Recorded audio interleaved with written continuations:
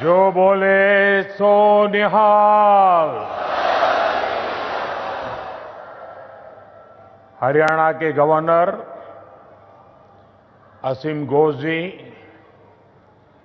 लोकप्रिय मुख्यमंत्री नायब सिंह सैनी जी, केंद्रीय मंत्रिमंडल के मेरे सहयोगी मनोहर लाल जी, राव इंद्रजीत सिंह जी, कृष्णपाल जी, हरियाणा एसजीपीसी के अध्यक्ष जगदीश सिंह जिंडा जी, अन्य महानुभाव, देवी और सज्जनों, आज का दिन भारत की विरासत का अद्भुत संगम बनकर आया है। आज सुबह मैं रामायण की नगरी अयोध्या में था और अब मैं यहां गीता की नगरी कुरुक्षेत्र में हूं। यहां हम सभी श्री गुरु तेग बहादुर जी के 350वें बलिदान दिवस पर उन्हें नमन कर रहे हैं। इस आयोजन में हमारे बीच जो संत मौजूद हैं, जो सम्मानित संगत उपस्थित है, मैं आप सभी को श्रद्धापूर्वक नमन करता हूं। साथियों, 5-6 साल पहले एक और अद्भुत संयोग बना था। मैं उसका जिक्र भी जरूर करना चाहता हूं। साल 2019 में 9 नवंबर को जब राम मंदिर पर सर्वोच्च न्यायालय का निर्णय आया था, तो उस दिन मैं करतारपुर कॉरिडोर के उद्घाटन के लिए डेरा बाबा नानक में था। मैं यही प्रार्थना कर रहा था कि राम मंदिर निर्माण का मार्ग प्रशस्त हो, करोड़ों राम भक्तों की आकांक्षा पूरी हो। और हम सभी की प्रार्थना पूरी हुई। उसी दिन राम मंदिर के पक्ष में निर्णय आया। अब आज अयोध्या में जब धर्म ध्वजा की स्थापना हुई है, तो फिर मुझे सिख संगत से आशीर्वाद लेने का मौका मिला है। साथियों, अभी कुछ देर पहले कुरुक्षेत्र की भूमि पर पांचजन्य स्मारक का लोकार्पण भी हुआ है। कुरुक्षेत्र की इसी धरती पर खड़े होकर भगवान श्री कृष्ण ने सत्य और न्याय की रक्षा के उसे सबसे बड़ा धर्म बताया था।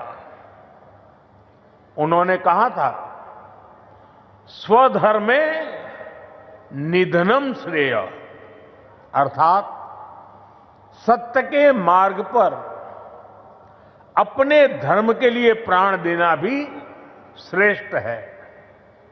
श्री गुरु तेग बहादुर जी ने भी सत्य, न्याय और आस्था की रक्षा को अपना धर्म माना और इस धर्म की रक्षा उन्होंने अपने प्राण देकर की।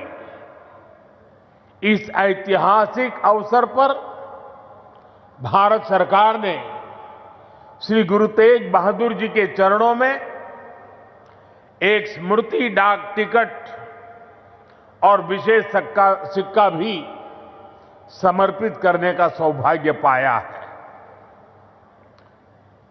मेरा कामना है हमारी सरकार गुरु परंपरा की इसी तरह निरंतर सेवा करती रहे।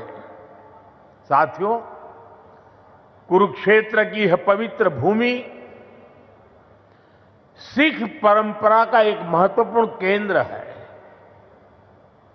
इस भूमि का सौभाग्य देखिए, सिख परंपरा के लगभग सभी गुरु अपनी पावन यात्रा के दौरान यहां आए।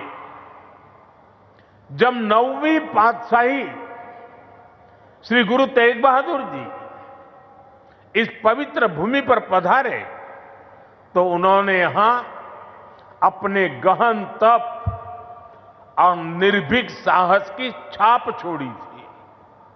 साथियों, श्री गुरु तेग बहादुर जी जैसे व्यक्तित्व इतिहास में विरले ही होते हैं। उनका जीवन, उनका त्याग, उनका चरित्र बहुत बड़ी प्रेरणा है। मुगल आक्रांताओं के उस काल में गुरु साहब ने वीरता का आदर्श स्थापित किया।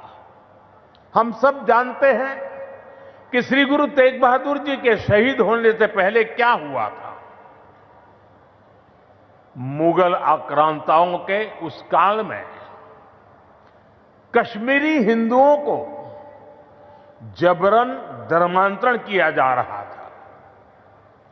इस संकट के बीच पीड़ितों के एक दल ने गुरु साहब से सहयोग मांगा। तब से गुरु साहब ने उन पीड़ितों को जवाब दिया था कि आप सब औरंगजेब को साफ साफ कह दें, यदि श्री गुरु तेग बहादुर इस्लाम स्वीकार कर लें तो हम सब इस्लाम धर्म अपना लेंगे। साथियों, इन वाक्यों में श्री गुरु तेग बहादुर जी की निडरता, उसकी पराकाष्ठा थी। इसके बाद जिसकी आशंका थी वही हुआ। उस क्रूर औरंगजेब ने गुरु साहिब को बंदी बनाने का आदेश दिया, लेकिन गुरु साहब ने खुद दिल्ली जाने की घोषणा कर दी। मुगल शासकों ने उन्हें प्रलोभन भी दिए, लेकिन श्री गुरु तेग बहादुर अड़िग रहे। उन्होंने धर्म और सिद्धांतों से समझौता नहीं किया और इसलिए उनका मन तोड़ने के लिए गुरु साहब को पथ से डिगाने के लिए उनके सामने उनके 3 साथियों, भाई दयाला जी, भाई सतीदास जी, भाई मतीदास जी की निर्ममता से हत्या की गई। लेकिन गुरु साहब अटल रहे, उनका संकल्प अटल रहा। उन्होंने धर्म का रास्ता नहीं छोड़ा। तब की अवस्था में गुरु साहब ने अपना शीश धर्म की रक्षा को समर्पित कर दिया। साथियों, मुगल इतने पर ही नहीं रुके थे। उन्होंने गुरु महाराज के शीश को अपमानित करने का भी प्रयास किया, लेकिन भाई जेता जी ने अपने पराक्रम के बल पर उनके शीश को आनंदपुर साहब पहुंचाया। इसलिए ही श्री गुरु गोविंद सिंह जी ने लिखा है,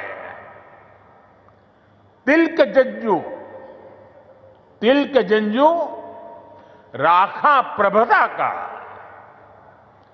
तेग बहादुर सी क्रिया करीन किनु आन। इसका अर्थ था कि धर्म का तिलक सुरक्षित रहे, लोगों की आस्था पर अत्याचार न हो, इसके लिए गुरु साहिब ने सब कुछ न्यौछावर कर दिया। साथियों, आज गुरु साहब की इसी बलिदान भूमि के रूप में आज दिल्ली का शीशगंज गुरुद्वारा हमारी प्रेरणा का एक जीवन स्थल बनकर खड़ा है। आनंदपुर साहब का तीर्थ हमारी राष्ट्रीय चेतना की शक्ति भूमि है।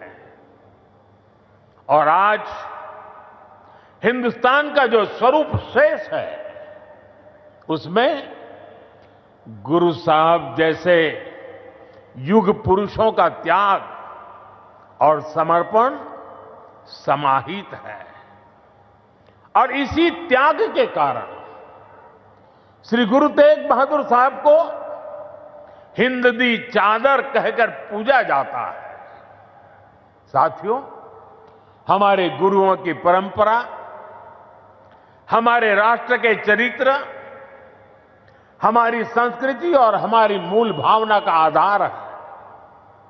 और मुझे संतोष है कि पिछले 11 वर्षों में हमारी सरकार ने इस पावन परंपराओं को, सिख परंपरा के हर उत्सव को राष्ट्रीय उत्सव के रूप में भी स्थापित किया है।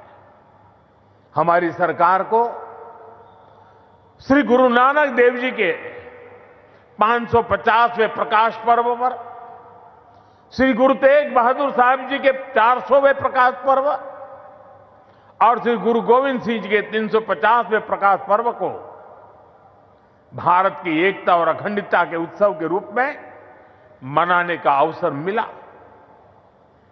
पूरे भारत के लोग अपने मत, परंपरा और मान्यताओं से आगे बढ़कर इन योजनाओं में सम्मिलित हुए हैं।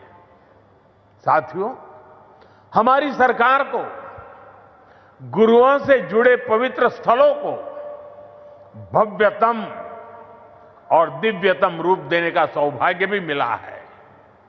बीते एक दशक में अनेक ऐसे अवसर आए हैं जब मैं व्यक्तिगत रूप से गुरु परंपरा के आयोजनों का हिस्सा बना। कुछ समय पहले जब अफगानिस्तान से गुरु ग्रंथ साहब के 3 मूल स्वरूप भारत आए थे, तो यह हर देशवासी के लिए गौरव का क्षण बना था। साथियों, हमारी सरकार ने गुरुओं के हर तीर्थ को आधुनिक भारत के स्वरूप से जोड़ने का प्रयास किया है। करतारपुर कॉरिडोर का काम पूरा करना हो, हेमकुंड साहिब में रोपवे प्रोजेक्ट के निर्माण करना हो, आनंदपुर साहिब में विरासत-ए खालसा संग्रहालय का विस्तार हो, हमने गुरुजनों की गौरवशाली परंपरा को अपना आदर्श मानकर इन सारे कामों को पूरी श्रद्धा से पूरा करने का प्रयास किया है। साथियों, हम सभी जानते हैं कि कैसे मुगलों ने वीर साहिबजादों के साथ भी क्रूरता की सारी सीमाएं पार कर दी थी। वीर साहिबजादों ने उनको दीवार में चुना जाना स्वीकार किया, लेकिन अपने कर्तव्य और धर्म का मार्ग नहीं छोड़ा। इन्हीं आदर्शों के सम्मान के लिए अब हम हर साल 26 दिसंबर को वीर बाल दिवस मनाते हैं। साथियों, हमने सिख परंपरा के इतिहास और गुरुओं की शिक्षाओं को राष्ट्रीय पाठ्यक्रम का हिस्सा भी बनाया है, ताकि सेवा, साहस और सत्य के ये आदर्श हमारी नई पीढ़ी की सोच का आधार बने। साथियों, मुझे विश्वास है कि आप सभी ने जोड़ा साहिब के पवित्र दर्शन जरूर किए होंगे। मुझे याद है जब पहली बार मेरे मंत्रिमंडल के सहयोगी हरदीप सिंह पुरी जी ने मुझसे इन महत्वपूर्ण धरोहरों के बारे में चर्चा की थी। उन्होंने बताया था कि उनके परिवार ने गुरु गोविंद सिंह जी और माता साहिब कौर जी का पवित्र जोड़ा साहब करीब 300 वर्षों से सहेज कर रखा है, और अब वो इस पवित्र धरोहर को देश दुनिया की सिख संगत को समर्पित करना चाहते हैं। साथियों, इसके बाद इन पवित्र जोड़ा साहिब को पूरे सम्मान और मर्यादा के साथ वैज्ञानिक परीक्षण कराया गया ताकि ये पवित्र धरोहर आने वाली पीढ़ियों के लिए संरक्षित हो सके।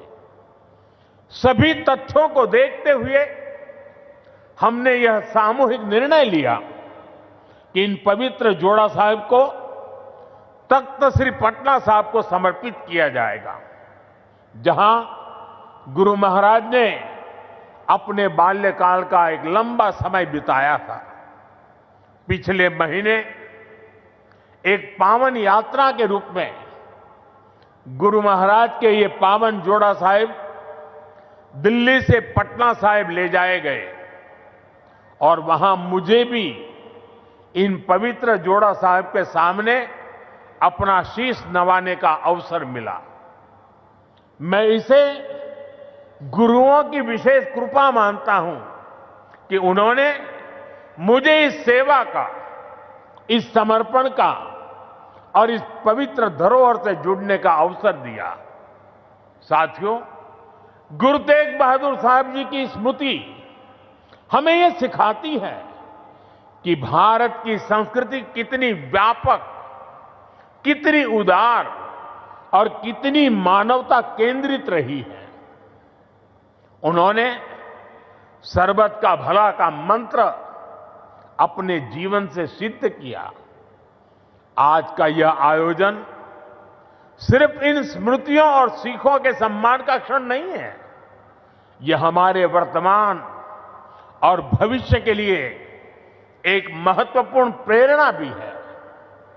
गुरु साहब ने सिखाया है, जो नर दुख में दुख नहीं माने सो ही पूर्ण ज्ञानी, यानी जो विपरीत परिस्थितियों में भी अड़िग रहता है वही सच्चा ज्ञानी है, वही सच्चा साधक है।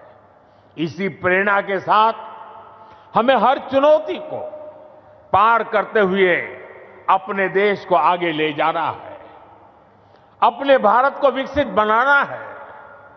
साथियों, गुरु साहब ने ही हमें सिखाया है, भय काहू को देत न भय मानत आन, यानी हम न किसी को डराएं और न किसी से डरकर जिए।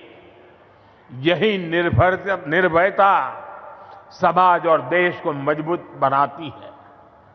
आज भारत भी इसी सिद्धांत पर चलता है। हम विश्व को बंधुत्व की बात भी बताते हैं और अपनी सीमाओं की रक्षा भी करते हैं। हम शांति चाहते हैं लेकिन अपनी सुरक्षा से कोई समझौता नहीं करते। ऑपरेशन सिंदूर इसका सबसे बड़ा उदाहरण है। पूरे विश्व ने ये देखा है, नया भारत न डरता है, न रुकता है और न आतंकवाद के खिलाफ झुकता है। आज का भारत साहस और स्पष्टता के साथ पूरी शक्ति से आगे बढ़ रहा है। साथियों, आज इस अहम अवसर पर मैं हमारे समाज से, युवाओं से जुड़े एक ऐसे विषय पर भी बात करना चाहता हूं जिसकी चिंता गुरु साहब ने भी की थी। ये विषय नशे का है, ड्रग्स का है। नशे की आदत ने हमारे अनेक नौजवानों के सपनों को गहरी चुनौतियों में धकेल दिया है।